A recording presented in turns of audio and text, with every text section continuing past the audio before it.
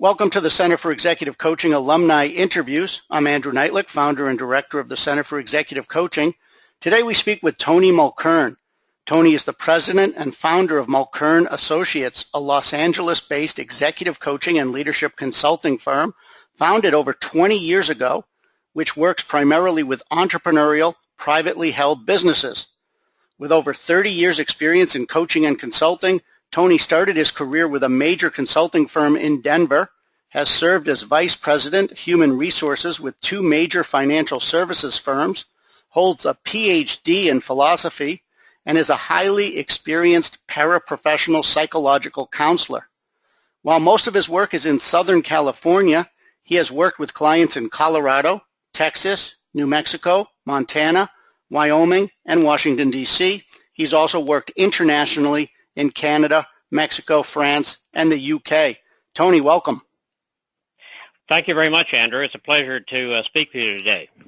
Thanks. So what do you like most about executive coaching?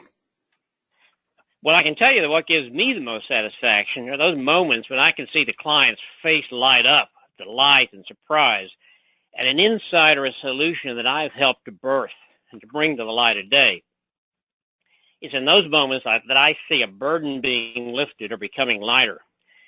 In those priceless moments, I get to witness firsthand the power of hope and the realization on the part of the client that he or she has so much more insight and breakthrough ability than they ever before thought possible.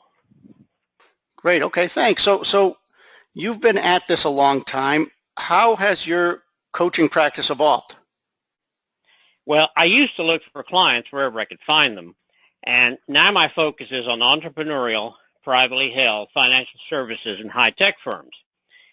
Even though I work successfully in most industries and also with not-for-profits, I've come to realize that I have the best fit and get the most traction and those companies that deal in more abstract concepts and products that aim for extreme precision and that have to meet very demanding requirements from both consumers and regulators. So my practice has evolved from a very broad to a narrower market, high-tech and financial services entrepreneurs, which today often overlap. Okay, great. So that would imply then that one piece of advice you would have for coaches is to focus. What other advice would you have for newer coaches or those who are thinking about getting into coaching? Well, two things. First, especially in working with executives, be prepared not only to ask questions, but also to give advice. Because executive clients will expect it and they'll ask for it. And what this means is that you'll have more credibility if you have been an executive yourself, or at least have been mentored coaching and consulting with someone who has earned that credibility already. No one wants to be the patient on whom the new surgeon gains experience. And no CEO wants a coach who has never gone through what he or she grapples with daily, making tough decisions, and winning support for unpopular ideas. Second piece of advice is to work with organizations and executives with missions you believe in. If you feel called to assist not-for-profits and want to work only with them, then I would strongly encourage you to do so.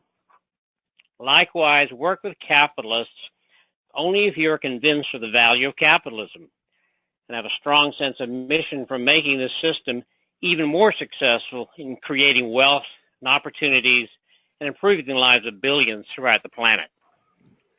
Well, that's great. I really appreciate your advice, Tony. Thanks so much. Oh, my pleasure. It's been a real pleasure talking with you, Andrew. Thank you so much.